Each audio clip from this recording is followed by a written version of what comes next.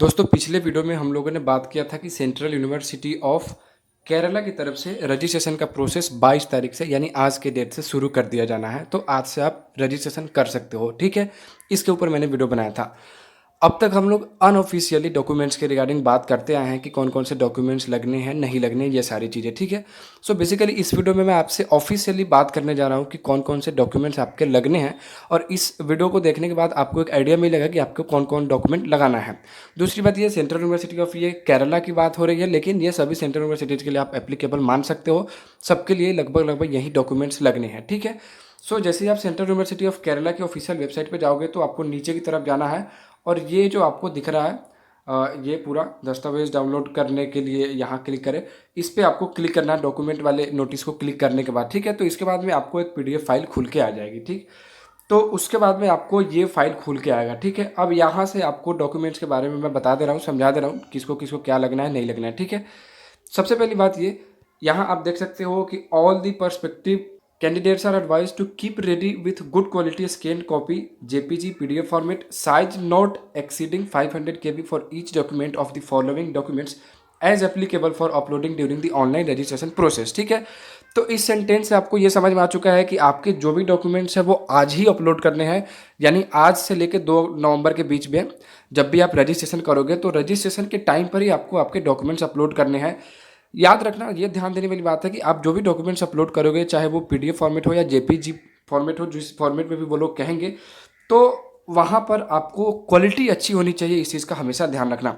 और यहाँ मैं आपको एक सजेशन देना चाहूँगा कि डॉक्यूमेंट्स जब स्कैन करना तो आप उसके लिए एडोब स्कैनर का यूज़ कर सकते हो, वो काफ़ी अच्छा स्कैन कर देता है डॉक्यूमेंट, ठीक है। बाकी आप अपने हिसाब से कुछ भी यूज़ कर सकते हो, कोई भी ऐप, ऐसी कोई बात नहीं है। मैं किसी ऐप का यहाँ एडवर्टीजमेंट नहीं करने आया हूँ, ठीक है। तो एक ये बात हो गई कि आप जो भी डॉक्यूमेंट अपलोड करना वो अच्छी क्वालिटी में होने चाहिए, साफ सुथरा अपलोड करना, ताकि आपको बाद में दिक्कत नहीं है, ठीक है। डॉक्यूमेंट्स कौन कौन से लगने हैं ये देख लो। एक पासपोर्ट साइज डिजिटल फोटोग्राफ, ठीक है। अब डिजिटल फोटोग्राफ में कंफ्यूज होने की ज़रूरत नहीं है। कई बार जब आप स्टूडियो में फ़ोटो खिंचवाते हो तो आपको एक वहाँ जो फ़ोटो खिंचाते हैं तो आप उनको बोल सकते हैं कि आप मेरे को इसी फ़ोटो की एक कॉपी ईमेल कर दो, ठीक है। तो वो डिजिटल फ़ोटो कहते हैं उसको। लेकिन अगर ऐसा आपके पास नहीं हो तो आप उसको स्कैन करके भी बना सकते हो, उसी फ़ोटो को जो आपके पास पड़ा है, जो फ़ोटो होगी आपके पास, उसको भी आप बना सकते हो स्कैन करके, ठीक है। तो एक आपके पास डिजिटल फ़ोटो होनी चाहिए। दूसरी बात है, सेकेंडरी स्कूल की मार्कशीट होना चाहिए, यानी 10th की मार्कशीट होनी चाहिए, ठीक है। 10th की मार्कशीट के बाद में 12th की मार्कशीट होनी चाहिए। ग्रेजुएशन की मार्कशीट होनी चाहिए इफ़ एप्लीकेबल। अब एप्लीकेबल का मतलब यह है कि मान लो अगर आप पीजी कोर्स कर रहे हो तभी आपको ग्रेजुएशन की मार्कशीट लगेगी, अदरवाइज़ कहाँ से। अंडर ग्रेजुएट करना है तो उसके लिए थोड़े लगेगा, ठीक है।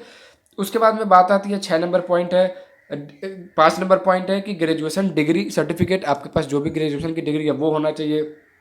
माइग्रेशन सर्टिफिकेट होना चाहिए, school leaving certificate, transfer certificate या कॉलेज लिविंग सर्टिफिकेट उसके अकॉर्डिंग आपके पास होना चाहिए, ठीक है।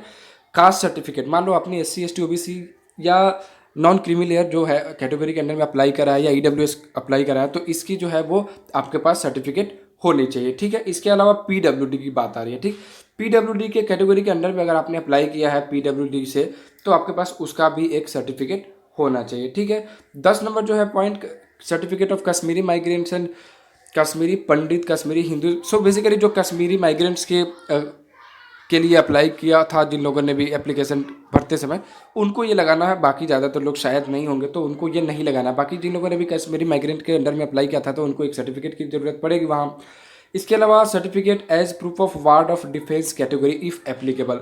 कई लोग डिफेंस से भी अप्लाई करते हैं कि हाँ उनके पेरेंट डिफेंस से थे तो उनको थोड़ा रिजर्वेशन जैसा होता है, तो अगर आपने उससे भी अप्लाई करा था तो उसका एक सर्टिफिकेट होना चाहिए। और एक undertaking form, in the case of non submission of any required certificate documents please upload scan handwritten undertaking on plain paper, ठीक है। और एक आपके पास अंडरटेकिंग होना चाहिए अगर आप नहीं भर पाते हो तो, ठीक। तो ये बात हो गई आपके कुछ डॉक्यूमेंट्स के रिगार्डिंग। हाँ, ये याद रखना, जो सेंट्रल यूनिवर्सिटी ऑफ केरला जो है, ये लोग कह रहे हैं कि आपका जो अंडरटेकिंग है वो हैंड रिटन होना चाहिए, ठीक है। हैंड रिटन में आप डाल सकते हो, लेकिन कई यूनिवर्सिटी के अपने अपने फॉर्मेट भी आते हैं तो उसके अकॉर्डिंग आपको डालना होगा। सो बेसिकली ये डॉक्यूमेंट्स के रिगार्डिंग वीडियो थी, हमने बात कर ली। यहाँ एक चीज़ मैं ऐड करना चाहूँगा कि देखो ज़्यादातर यूनिवर्सिटीज़ आपसे यही सारे डॉक्यूमेंट्स मांगने वाले हैं। हो सकता है कुछ लोग आपसे काउंसलिंग के टाइम पे फ़ोटो वगैरह जो जब ऑफलाइन काउंसलिंग होगी तो ज़्यादा मांग ले। लेकिन एक चीज़ मैं यहाँ ये ऐड करना चाहता हूँ बेसिकली कि कई जगह आपको कुछ और डॉक्यूमेंट्स देने पड़ सकते हैं। जैसे मैं central university of south Bihar के बारे में बात कर रहा हूँ, वहाँ आपको मेडिकल फिटनेस की भी सर्टिफिकेट लगानी है। वहाँ आपको कन्वर्जन फार्मूला का सर्टिफिकेट लगाना है। मान लो किसी का सीजीपीए में था और परसेंटेज में लगाया तो उसका एक अलग से सर्टिफिकेट लगाना है। मेडिकल फिटनेस सर्टिफिकेट मैंने आपसे बता दिया लगाना है। तो ईडब्ल्यूएस का एक सर्टिफिकेट लगाना है। ईडब्ल्यूएस का क्या स्टेट है या सेंट्रल कौन सा आपके पास फॉर्मेट है, ये सब भी ज़रूरी चीज़ें हैं।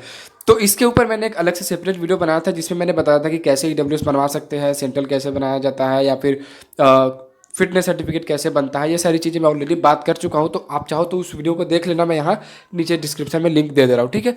तो उससे भी आपको एक क्लियरेंस मिल जाएगा। सो बेसिकली ये डॉक्यूमेंट के ऊपर ये वीडियो थी। आज के इस वीडियो में इतना ही रहने देते हैं, बाकी मैं आता हूँ किसी और वीडियो के साथ, ठीक है। चैनल को सब्सक्राइब जरूर कर लीजिएगा प्लीज़।